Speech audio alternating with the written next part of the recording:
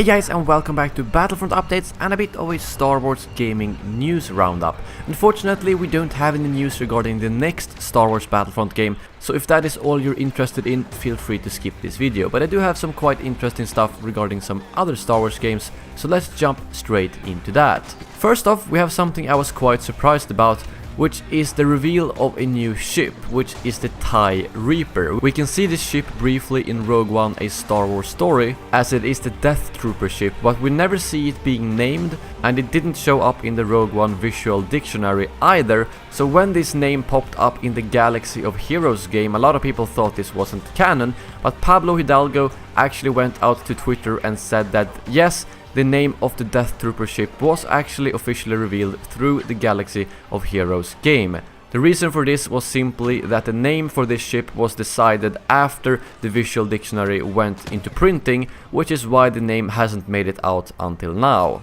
And as you can see, it looks a little bit like a modified TIE Striker with some more area for actual troopers to be in. Whether we will see this in another movie or in another game is something we don't know yet, but now we at least have a name for it, and TIE Reaper does sound pretty cool, doesn't it? Moving on, we actually have some new art for the Scarif DLC for Star Wars Battlefront. Well, with new I simply mean that this art hasn't been public until now, and it comes from a couple of the designers on Star Wars Battlefront who added this art to their art stations, basically like their portfolio. And as you can see, it contains some pretty epic shots that includes one A180 in the Ion Shot modification, as well as some art showing off the Scarif surface.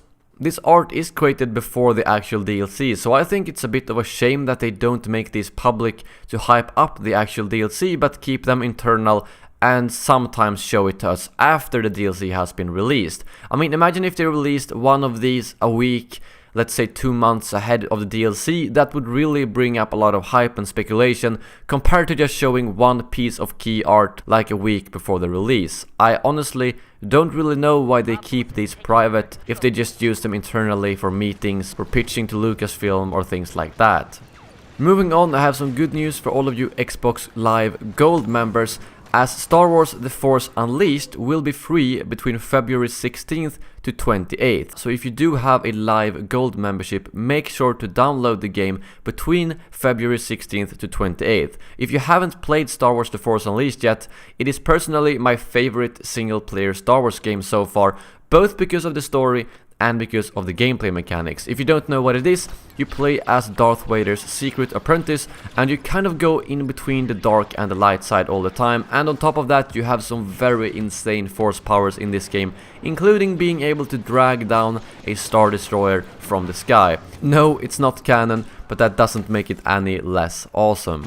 Finally, we have some news from Zen Studios regarding their Star Wars pinball game that will be releasing Rogue One content on January 31st for PC and consoles and February 2nd on mobiles. It will include 10 story-based missions, and to be honest, I haven't played any of these pinball games at all, but I feel like I might as well pick it up on Steam and give it a try and maybe make a video or stream, because why not? Star Wars games are usually pretty awesome, and it doesn't hurt giving it a try and maybe making a small little review here on the channel. But that is all the Star Wars gaming news I have for now. Thank you to Star Wars Gaming Outpost for the great articles on all these topics. You can find a link to his website in the description below if you want to read a little bit more about Star Wars mobile games that I don't really cover a lot here on my channel, except for a couple of times when I play it myself. If you guys have any news regarding Star Wars games or Star Wars in general that you want me to bring up, feel free to leave a comment below or send me an email. You can find my email in the About section of my channel. But that is all for now. Thank you very much for watching, and as always, may the Force be with you.